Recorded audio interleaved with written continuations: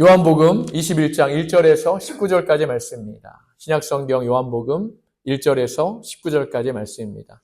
제가 한 절 읽고 여러분께서 한 절 읽으시고 교독하시겠습니다. 그 후에 예수께서 디베랴 호수에서 또 제자들에게 자기를 나타내셨으니 나타내신 일은 이러하니라. 시몬 베드로와 디두모라 하는 도마와 갈릴레오의 사람 다니엘과 세베대의 아들과 또 다른 제자 둘이 함께 있더니 시몬 베드로가 나는 물고기 잡으러 가노라 하니 그들이 우리도 함께 가겠다 하고 나가서 배에 올랐으나 그날 밤에 아무것도 잡지 못하였더니 날에 새어갈 때 예수께서 바닷가에 서셨으나 제자들이 예수인 줄을 알지 못하는지라. 예수께서 이르시되 얘들아 너희에게 고기가 있느냐 대답하되 없나이다. 이르시되 그물을 내 오른편에 던지라 그리하면 잡으리라. 이에 던졌더니 물고기가 많이 그물을 들 수 없더라. 예수께서 사랑하시는 그 제자가 베드로에게 이르되 주님이시라 하니 시몬 베드로가 벗고 있다가 주님이라 하는 말을 듣고 겉옷을 두른 후에 바다로 뛰어내리더라. 다른 제자들은 육지에서 거리가 불과 한 50대부터 작은 배를 타고 물고기 등 그물을 끌고 와서 육지에 올라보니 숯불이 있는데 그 위에 생선이 놓였고 떡도 있더라. 예수께서 이르시되 지금 잡은 생선을 좀 가져오라 하시니 시몬 베드로가 올라가서 그물을 육지에 끌어올리니 가득히 찬 큰 물고기가 153마리이라. 이같이 많으나 그물이 찢어지지 아니하였더라. 예수께서 이르시되 와서 조발을 먹으라 하시니 제자들이 주님이신 줄 아는 거로 당신이 누구나 감히 묻을 자가 없더라. 예수께서 가셔서 떡을 가져다가 그들에게 주시고 생선도 그와 같이 하시니라. 그것은 예수께서 죽은 자 가운데서 살아나신 후에 세 번째로 제자들에게 나타나시는 것이다. 그들이 조반 먹은 후에 예수께서 시몬 베드로에게 이르시되 요한의 아들 시몬아 내가 이 사람들보다 나를 더 사랑하느냐 하시니 이르되 주님 그러하나이다. 내가 주님을 사랑하는 줄 주님께서 아시나이다. 이르시되 내 어린 양을 먹이라 하시고 또 두 번째 이르시되 요한의 아들 시몬아 내가 나를 사랑하느냐 하시니 이르되 주님 그리하냐이다. 내가 주님을 사랑하는 줄 주님께서 아시나이다. 이르시되 내 양을 치라 하시고 세 번째 이르시되 요한의 아들 시몬아 내가 나를 사랑하느냐 하시니 주께서 세 번째 내가 나를 사랑하느냐 하심으로 베드로가 근심하여 이르되 주님 모든 것을 아시오매 내가 주님을 사랑하는 줄을 주님께서 아시나이다. 예수께서 이르시되 내 양을 먹이라. 내가 진실로 내게 이르노니 네가 젊어서는 스스로 띠띠고 원하는 곳으로 다녔거니와 늙어서는 내 발을 벌리니 남이 내게 띠띠우고 원하지 아니하는 곳으로 데려가리라. 이 말씀을 하심은 베드로가 어떠한 죽음으로 하나님께 영광을 돌릴 것을 가리키심이로라. 이 말씀을 하시고 베드로에게 이르시되 나를 따르라 하시니 아멘. 살아계신 하나님의 말씀입니다. 사랑하는 성도 여러분, 부활절의 감격이 여전히 저와 여러분 우리 가운데 있기를 예수 그리스도의 이름으로 소망합니다. 예수님은 죽음을 이기시고 부활하셨습니다. 하지만 제자들은 부활 소식을 듣고도 여전히 갈팡질팡하고 있지요. 오늘 말씀은 바로 그러한 제자들, 특별히 베드로를 향한 주님의 놀라운 그런 사랑과 회복의 이야기입니다. 여러분, 우리는 많은 순간 신앙생활을 하다가 실망하고 낙심하고 또 실패할 때가 있습니다.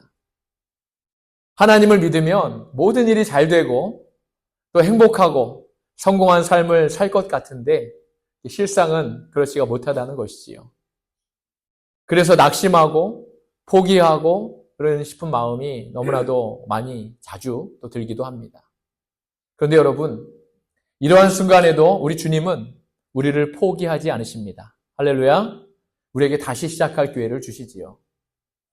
오늘 말씀을 통해 다시 시작하게 하시는 주님의 은혜를 깊이 만나시는 저 여러분 모두가 되시기를 예수 그리스도의 이름으로 소망합니다. 본문을 보면 제자들이 이미 갈릴리로 돌아가 있습니다. 지난주만 해도 예루살렘에 모여서 방문을 꼭꼭 걸어 잠그고 숨어있던 그런 제자들이었는데 부활하신 주님을 만나고 난 후에 조금은 용기를 얻기는 했지만 그럼에도 앞으로 어떻게 살아갈까 참 암담하고 막막했던 것이었지요. 부활의 주님을 만나기는 했지만 그들의 생활은 변한 것이 전혀 없었기 때문입니다. 그래서 그들은 예수님을 만나기 전에 그들의 일상으로 돌아가기로 한 것입니다. 특별히 베드로가 나는 물고기나 잡으러 가겠다라고 이렇게 나서지요. 베드로의 이 말을 들은 이 말은 다시 예전의 삶으로 돌아가겠다라는 그런 의미입니다. 예수님을 3번 부인한 베드로는 자신이 다시는 사도로서 예수님의 제자로서 자격이 없다고 여겼을 겁니다. 그래서 그는 그에게 가장 익숙했던 곳, 가장 편했던 곳, 그의 과거의 생활로 다시 돌아가기로 결정한 것이지요. 베드로가 갈릴리 바닷가의 어부 생활로 돌아가서 그가 그동안 가장 잘했던 그런 고기 잡는 일을 했는데 오늘 성경은 뭐라고 말씀하죠, 여러분? 그가 밤새도록 그물을 던져도 아무것도 잡지 못했다라고 말하고 있습니다. 사랑하는 여러분, 우리가 하나님을 떠나 세상으로 또 과거로 돌아간다고 해도 거기에는 참된 열매가 없습니다. 우리의 공허함과 허무함만 더 깊어질 뿐이지요. 그때 새벽이 밝아올 무렵이 되었는데 주님께서 바닷가에 서 계십니다. 제자들은 처음에는 그분이 예수님인 줄 몰랐습니다. 주님은 그들에게 먼저 물으시지요. 얘들아, 잡은 것이 있느냐?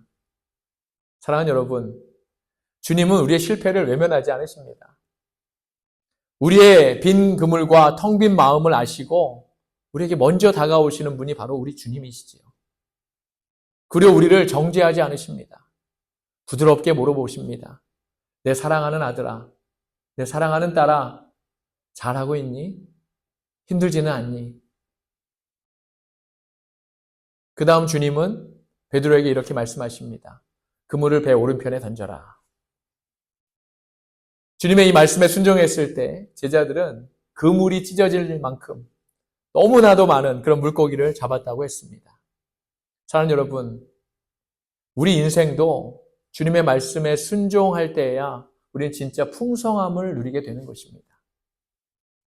우리 자신의 힘과 방법으로는 우리가 실패할 수밖에 없지만 주님의 음성에 귀 기울이고 말씀에 순종할 때 비로소 우리의 삶에 놀라운 그런 회복이 시작되는 줄 믿습니다. 식사가 끝난 후 예수님은 베드로를 따로 부르십니다. 그리고 3번 부르시지요. 요한의 아들 시몬아, 내가 나를 사랑하느냐? 사랑하는 여러분, 왜 3번 부르셨을까요? 우리 잘 알고 있지요. 베드로가 주님을 3번 부인했기 때문입니다. 주님은 베드로의 과거를 덮어주시려는 것이 아니라 그의 아픈 기억을 치유하시고 다시 그를 세워주시려는 것입니다. 그래서 3번 물어보신 것이지요. 사랑하는 여러분, 우리 주님은 저와 여러분 우리의 상처를 모른 척하지 않으십니다. 우리의 실패를 기억하시고 우리가 그 실패를 넘어서서 그 자리에서 우리를 온전히 새롭게 하시는 줄 믿습니다. 3번에 걸쳐 주님이 물으셨을 때 베드로도 역시 3번 대답합니다. 주님, 내가 주님을 사랑하는 줄 주께서 아시나이다. 할렐루야. 그의 대답은요, 정말 자기 마음을 다해서 그동안 자기 잘못한 것을 좀 기대 심리에서 이렇게 말하는 겁니다. 그의 대답에 주님은 이렇게 말씀하십니다. 내 양을 먹이라. 내 양을 먹이라. 우리 주님은 실패한 제자 베드로를 향해서 그에게 다시 사명을 맡기시고 계시는 것이지요. 저는 이 말씀을 통해 귀한 사실을 깨닫게 되었습니다. 그것은 우리의 부르심과 사명은 우리가 정말 잘하고 있거나 또 성공했거나 혹은 죄 없는 사람에게 주어지는 것이 아니라는 사실입니다. 때로는 잘못하고 때로는 실패했지만 결국 우리 주님으로부터 내가 너를 사랑한다. 이렇게 다시 용서받은 그런 사람에게 주어진다는 사실입니다. 예수님은 베드로에게 그의 미래에 대해서 또한 말씀하고 계십니다. 네가 젊어서는 스스로 띠를 띠고 다녔지만 늙어서는 남이 내게 띠를 띄우고 내가 원하지 않는 곳으로 데려갈 것이다. 이것은 아마 베드로가 장차 순교할 것을 의미하는 것 같습니다. 그리고 우리 주님은 마지막으로 베드로에게 얘기합니다. 제자들에게 얘기합니다. 나를 따르라. 처음에 기억하십니까, 여러분? 베드로를 불렀을 때 물고기를 낚는 베드로에게 예수님께서 처음 나를 따르라 이렇게 말씀하지 않으셨습니까? 부활하신 우리 주님이 실패하고 낙심해 있던 베드로에게 다시 찾아가서 말씀하시는 겁니다. 나를 따르라. 사랑하는 여러분, 주님을 따른다는 것은 편하고 쉬운 길이 아닙니다.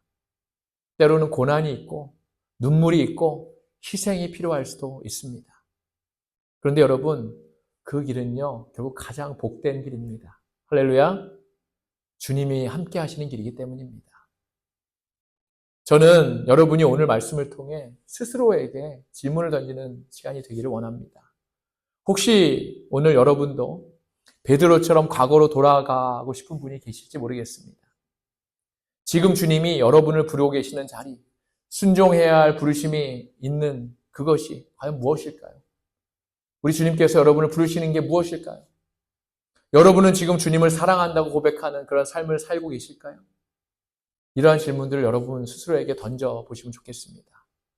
그리고 스스로 우리 주님의 부르심을 찾고 깨달을 수 있는 그런 시간이 됐으면 좋겠습니다. 제 이야기하면서 말씀을 정리하려고 합니다. 제가 미국에 오게 된 이야기입니다. 목회 초기에는 설교에서 제 이야기를 좀 가끔 했었는데 설교가 끝나면 본문의 말씀보다 제 간증만 기억하는 그런 성도분들이 계셔서 지금은 정말 가끔 간증을 하는 편입니다. 그런데 오늘 말씀을 준비하면서 하나님께서 제가 정말 힘들었던 순간을 떠오르게 하셨고 그래서 여러분과 함께 나누려고 합니다. 더군다나 제 아내가 이 자리에 없기 때문에 더욱더 좋은 기회라고 생각합니다. 제가 아내를 너무 많이 고생시켜서 제가 옛날 이야기하는 거 별로 좋아하지 않거든요. 왜 또 얘기하냐고 집에 가면 한 소리 듣습니다. 저는 한국에서 사회 초년생으로 20대 중반에 IMF를 겪었던 세대입니다. 그 IMF 참 한국 사람들이 참 힘들었던 그런 시기지요. 그런데 그 당시에 제가 결혼도 했고 또 큰아이인 우리 한설이 해나도 낳고 해서 참 행복했었는데 제 마음과는 다르게 한국에서는 정말 하는 일마다 잘 안 되었습니다. 하는 일마다 실패한 거죠. 일이 잘 안 풀려도 이렇게 안 풀릴 수 있을까 싶을 정도로 정말 하는 일마다 실패합니다. 백화점 한 곳을 임대해서 백화점 임대하는 게 참 쉽지 않거든요. 근데 뭐 잘 해가지고 임대해서 컴퓨터 장사를 했었는데 그것도 잘 안 됐고 회사 취직을 했는데 제가 영업을 잘하게 생겼는지 영업부서로 이렇게 발령을 해서 그 일을 하는데 저에게 참 맞지 않는 겁니다. 일이 참 맞지 않으니 어떻습니까? 힘들고 괴롭지요. 그래서 회사를 그만두었습니다. 그러던 중에 이제 IMF가 터진 겁니다. 살 길이 이제 막막하죠. 근데 아내가 그래도 잘 맞는 회사를 다시 한번 찾아서 다시 시작하는 게 어떻겠느냐. 그래서 이제 그때 신문사에서 사람을 구해서 이제 신문사에 입사를 하게 됩니다. 놀라지 마십시오, 여러분. 500대 1의 경쟁에서 제가 입사한 사람입니다. 그때 정말 하나님의 큰 은혜라고 생각을 했었지요. 그 회사에서 5년 정도 근무를 했는데 그 일이 또 저에게 너무 힘든 겁니다. 특히 한국의 회사는 이제 음주 문화가 있지 않습니까? 그 문화가 전 정말 힘들었습니다. 몸도 마음도 병들고 마침내 정말 한계까지 찰 때까지 이제 오게 된 거지요. 한국에 있으면 정말 이렇게 살다가 죽게 될지도 모르겠다라는 그런 생각에 무작정 미국으로 오게 된 겁니다. 현실에서 도망쳐 온 거지요. 근데 미국에 오면 또 뭐 좋은 일이 기다리고 있습니까, 여러분? 고생문이 환하게 열려서 기다리고 있지 않겠습니까? 미국에 와서도 한 1, 2년은 사실 하나님이 왜 저와 제 가족을 미국으로 모셨는지 깨닫지 못했습니다. 그런데 이제 미국 생활, 그리고 유학 생활을 하다 보니까 옛날 그 20살 때 저를 목회자로 부르셨던 그 하나님의 음성을 이제 제가 다시 듣게 됩니다. 그 당시에 저는 제 길이 아니라는 생각에 하나님의 음성을 외면했었거든요. 그리고 결혼 후에 28살 정도가 되었을 때도, 그때 한국에 있었을 때죠. 다시 한번 섬기는 교회의 목사님과 사모님을 통해서 하나님께서 저를 부르셨습니다. 그런데 이때도 제 아내와 저는 준비되지 않았다는 생각에 또 한 번 다시 주님을 외면했습니다. 2번 외면했죠. 그런 하나님이 이제 미국 땅에 저와 제 가족을 오게 하셔서 저를 다시 부르신 것입니다. 제가 36살이 되었을 때입니다. 이번에는 제 아내에게 먼저 찾아오셔서 저를 먼저 부르시면 제가 흔쾌히 이렇게 부르심에 응답하지 않을까 봐 저보다 더 센 우리 아내를 먼저 부르셔서 제 아내를 먼저 만지시고 변화하게 하신 하나님이 그 다음에 저에게 찾아오셨습니다. 마치 오늘 본문에 베드로에게 찾아오셨던 그 주님이 제게도 이제 3번째로 찾아오신 것입니다. 그 부르심을 받고요. 그때는 정말 얼마나 많이 울었는지 모릅니다.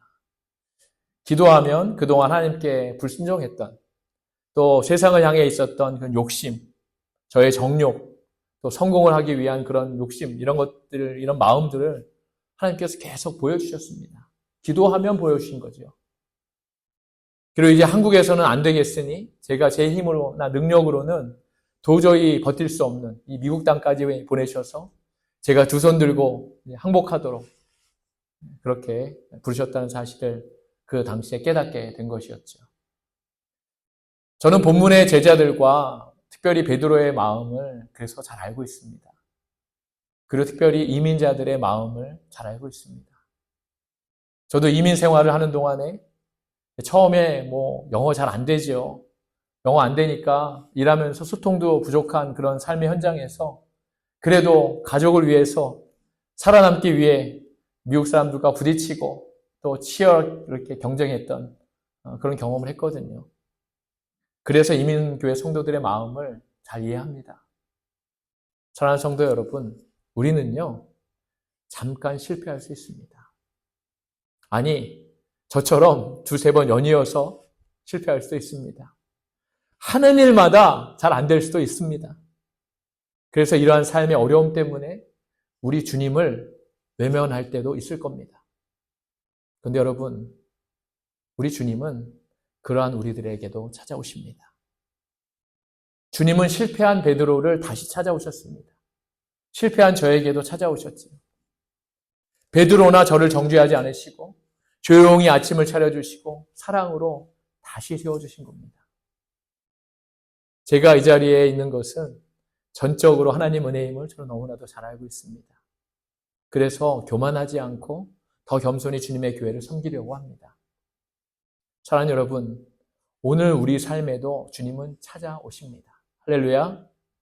우리의 실패와 상처를 품어주시고 아무 자격 없는, 잘하는 것도 별로 없는 그러한 저와 여러분에게 다시 사명을 주십니다. 그리고 말씀하시지요. 나를 따르라.